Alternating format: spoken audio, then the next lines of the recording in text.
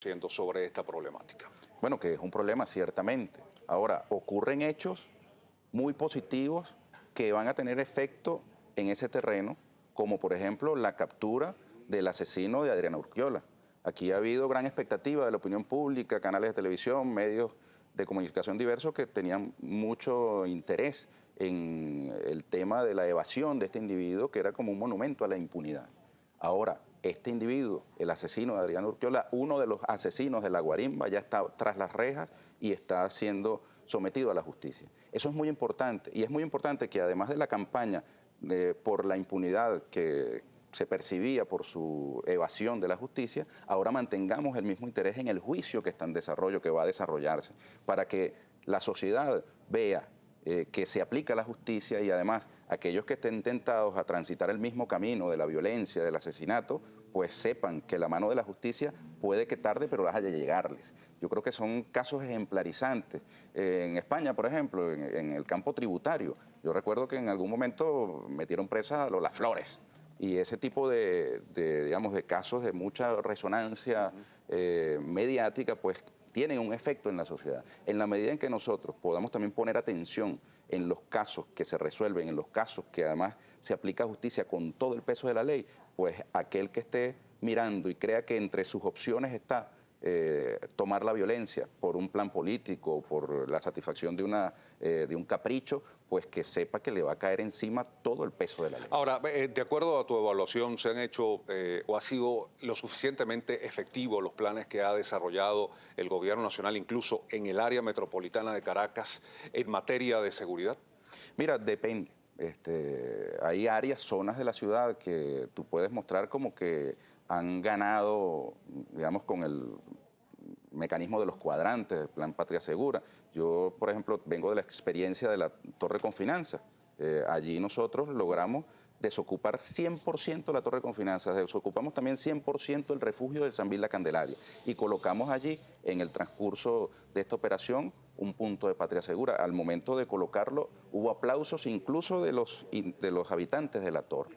Nosotros sentimos que en este momento, con la desocupación de la torre, el alivio de la presión urbana, el número de familias, imagínate tú, son 1.295 familias menos que hay en ese eje de San Bernardino de la Candelaria. Allí ha habido un avance. Ahora, sí hay otras zonas de la ciudad donde hay que realizar acciones de este tipo. Por ejemplo, ha pasado relativamente desapercibido, pero hace 48 horas se inició un desalojo de la zona protectora del Hospital de los Magallanes de Catia, ahí justamente en la parroquia Sucre, un conjunto de familias que habían invadido áreas verdes del hospital, pues han sido retiradas del lugar. Este tipo de acciones, combinadas por supuesto con lo policial, tienen una repercusión en la cotidianidad de la gente. Aquellas zonas donde, digamos, la evaluación sea negativa, pues tenemos nosotros que corregirla. Este es un fenómeno que aqueja no solamente a Venezuela y que está en constante revisión y, digamos, perfeccionamiento en el mundo entero. Nosotros hemos visto cómo en los propios Estados Unidos ocurren crímenes terribles mezclados con el tema racial, por ejemplo, ¿no?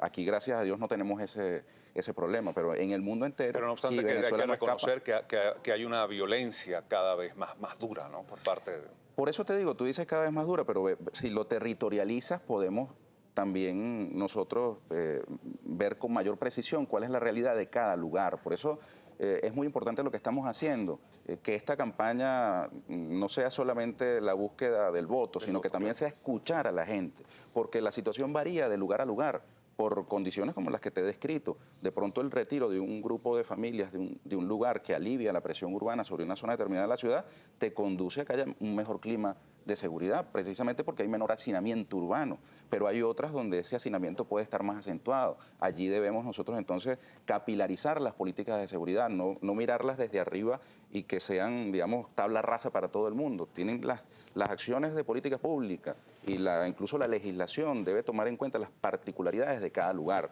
Yo te puedo poner como ejemplo que hay lugares de nuestras zonas populares que tienen, digamos, espacios liberados porque hay equipamiento urbano para el deporte, para la salud, para la educación. Ayer mismo tuviste una reunión con jóvenes. ¿Qué tan importante es este sector de la población para lograr esa Venezuela de paz?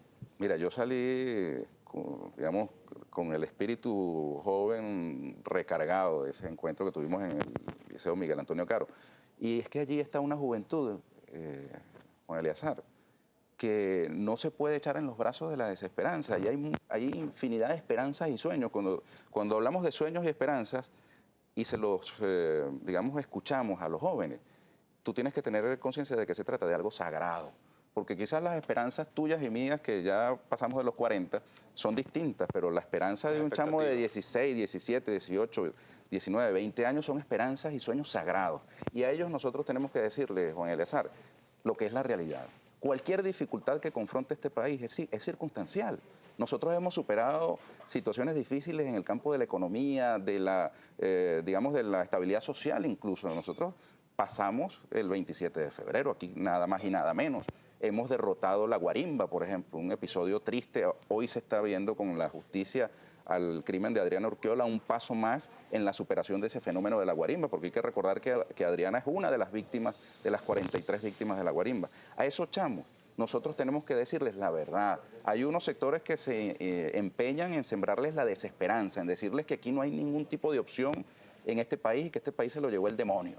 Pero no es verdad, porque la abrumadora mayoría de esos jóvenes, estoy completamente seguro, van a mirar cómo estas circunstancias que se nos han presentado en el campo de la economía, la guerra económica, el encarecimiento desmedido de productos, eso va a pasar. Nosotros vamos a derrotar esas circunstancias adversas y le vamos a garantizar a esos jóvenes que van a tener una patria mejor que la nuestra, mejor que la que nosotros tuvimos. Ellos merecen un futuro más promisorio que las circunstancias que nos tocaron vivir a nosotros. A esta hora, cuando son las 7:07, nos corresponde hacer una pausa aquí en Primera Página. Ernesto Villegas continúa con nosotros. Vamos a estar leyendo sus tweets más adelante, con sus preguntas, con sus interrogantes, con sus comentarios para Ernesto Villegas, precandidato del Partido Socialista Unido de Venezuela por el Circuito 1 de la ciudad capital en las venideras elecciones primarias de este 28 de junio. Te invitamos, Ernesto, y a ustedes a que conozcamos.